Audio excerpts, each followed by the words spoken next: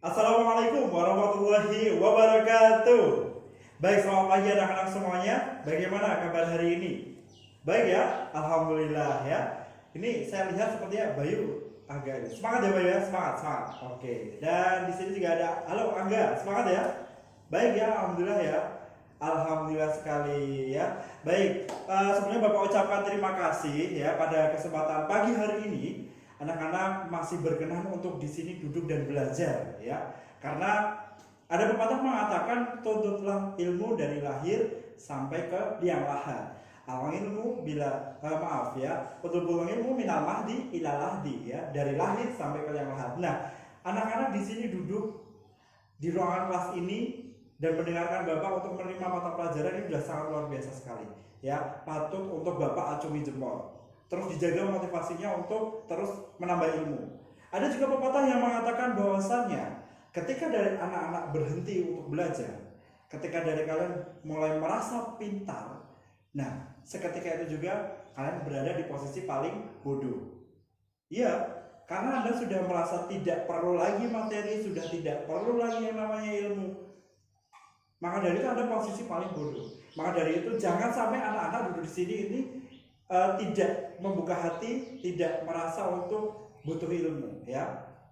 Dan saya melihat sepertinya sudah semangat-semangat untuk belajar ya. Dan Bapak hari ini akan membahas bimbingan klasikal bidang layanan belajar, yaitu tentang motivasi belajar. Tujuan dari bimbingan klasikal ini adalah nanti akan kita bahas apa saja itu yang dimaksud dengan motivasi belajar, apa saja jenis-jenisnya motivasi belajar, dan hal-hal apa yang mempengaruhi dari motivasi belajar itu sendiri ya. Baik, sudah siap ya semuanya? Tolong duduknya dijaga, dirapikan terlebih dahulu ya Angga, Dwi. Oke, siap. Bagus. Baik, sebelum Bapak mulai nih motivasi belajar, kira-kira Bapak mau tanya dulu, menurutnya Bayu ini apa itu yang disebut dengan motivasi belajar? Versinya Bayu sendiri, motivasi itu apa? Oke, motivasi.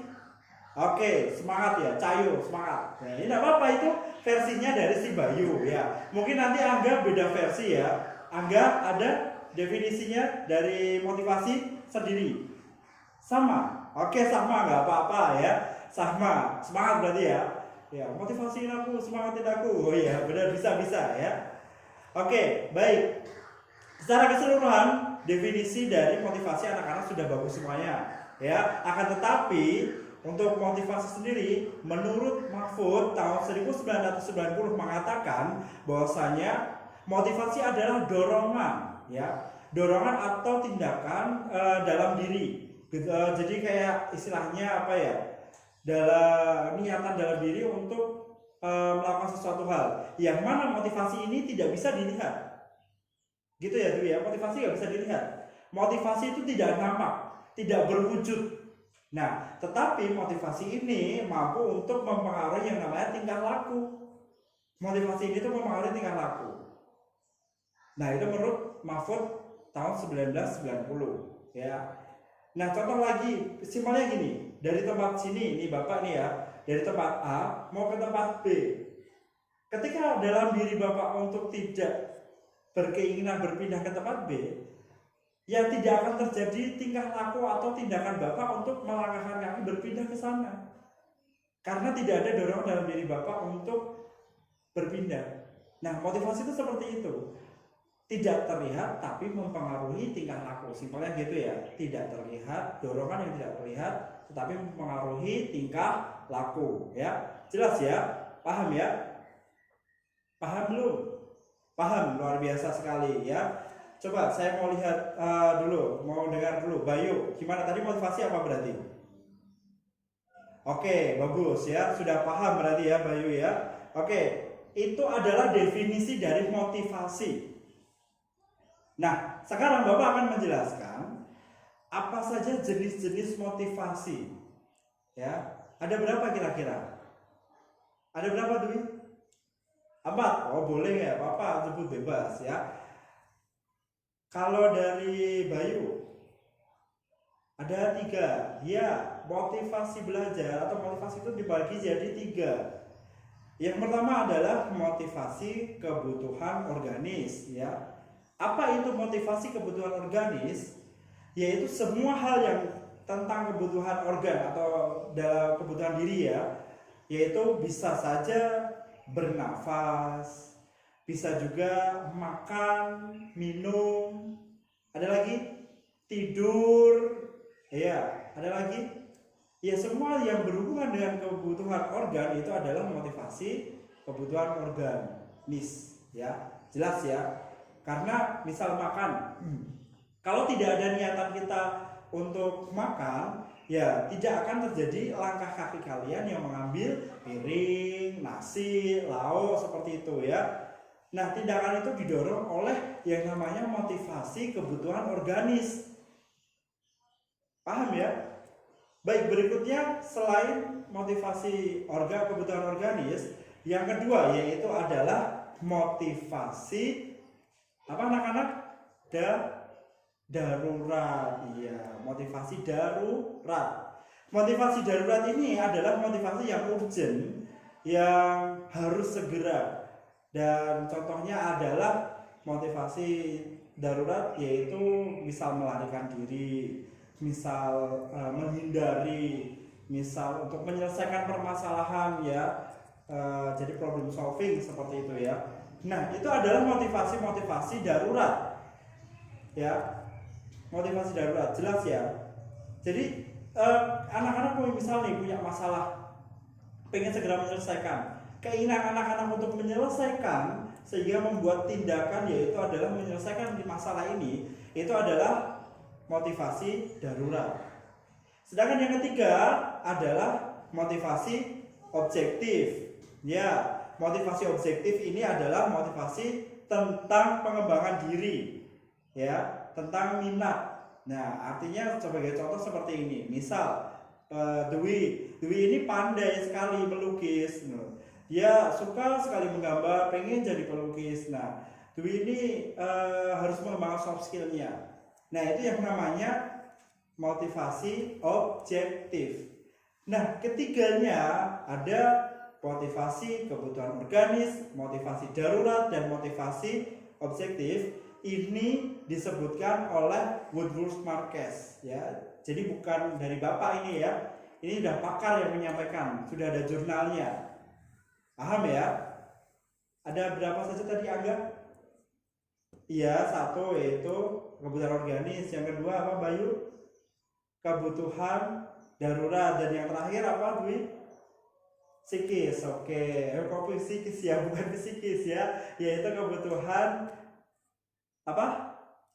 Lupa. Ada tiga yang terakhir yaitu adalah objektif ya. Jangan sampai lupa, dicatat boleh ya. Kebutuhan objektif ya. Oke, udah jelas. Sekarang Bapak akan menjelaskan. Kalau tadi udah definisi, tadi juga sudah yang namanya jenis-jenisnya. Sekarang hal-hal apa nih yang mempengaruhi? Hal apa yang mempengaruhi dari motivasi? Kadang motivasi itu semangat banget, kadang lokro ya, ngantruk, bahasa orang Jawa bilang ngantruk gitu ya, gak ada semangat gitu, gak ada motivasi. Nah, sebenarnya apa yang mempengaruhi? Nah, yang mempengaruhi itu yang pertama adalah faktor intrinsik atau faktor internal atau faktor dari diri sendiri. Yang kedua adalah faktor ekstrinsik atau eksternal atau faktor dari luar. Iya. Dan yang ketiga adalah faktor prakarya. Ya, faktor intrinsik kita bahas satu-satu dulu ya. Intrinsik apa? Dari diri sendiri ya. Motivasi ini adalah muncul dari dorongan diri sendiri. Contoh, Bayu pengen belajar bahasa Inggris.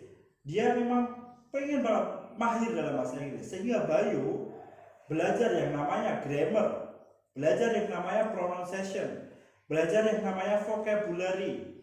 Nah, karena Bayu harus paham, itu namanya dorongan untuk belajar bahasa Inggris secara total. Nah, itu dorongan dari diri sendiri, makanya disebut intrinsik, gitu ya. Kemudian yang kedua adalah motivasi yang dipengaruhi oleh ekstrinsik atau eksternal atau faktor dari luar. Faktor dari luar yaitu kasusnya seperti ini. Jadi misal diberi hadiah atau nilai yang pengen lomba nih ya, pengen menang juara satu. Nah, lomba pengen cerdas-cermat pengen juara satu ini adalah tujuan. Sehingga faktor itu, saya pengen juara satu, dapat uang 500 juta. Nah, ini adalah faktor yang mempengaruhi sehingga si Bayu ini pengen dapat 500 juta nih. Nah, itu yang mempengaruhi dia, itu motivasinya. Itu namanya faktor esensi. Paham ya, faktor dari luar. Adanya keinginan. Ya tidak belajar seproses, sepemahaman seperti yang tadi di intrinsik, tapi ada tambahan lain dari luar.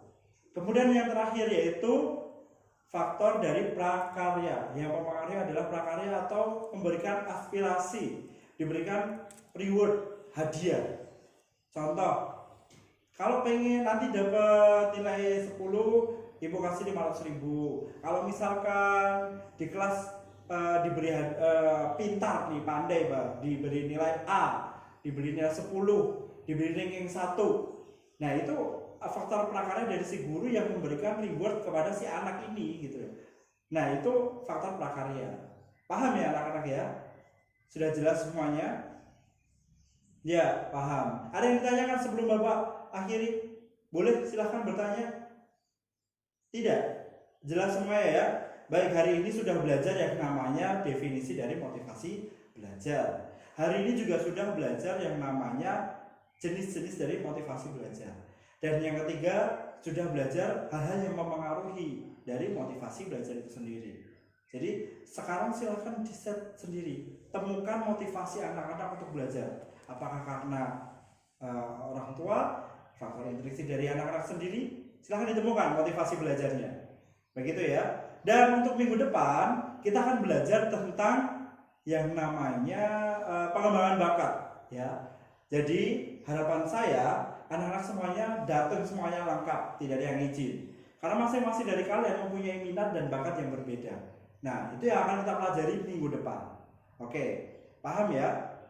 Oke, dan untuk tugas, nanti tugas akan saya berikan dari ketua kelas ya. Dari ketua kelasnya nanti tugas bisa di-share ke teman-teman dan dikumpulkan minggu depan. Oke, dan itu saja bisa Bapak sampaikan untuk motivasi atau closing statementnya ya. Yaitu bisa set your thought, take an action, and you will be unstoppable. Apa maksudnya? Segera set pola pikir terbaik kalian semuanya anak-anak ya. Setelah pola pikir terbaik, saya mau apa, saya mau bagaimana, take an action, ambil tindakan, eksekusi sebaik mungkin ya, and then you will be unstoppable, sehingga kalian tidak akan terkalahkan.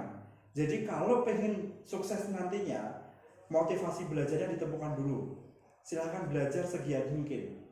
Hari ini anak-anak bisa saja duduk di sini menghabiskan masa muda untuk belajar men-set cita-cita anak-anak gitu ya, supaya nantinya jadi orang yang tak terkalahkan, jadi orang yang sukses, kebanggaan orang tua masing-masing.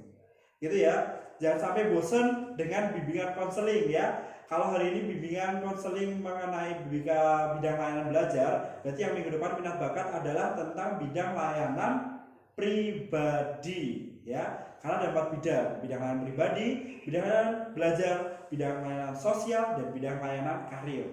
Gitu ya. Sehat semuanya. Oke, Bapak ucapkan terima kasih sudah mengikuti hari ini dengan luar biasa.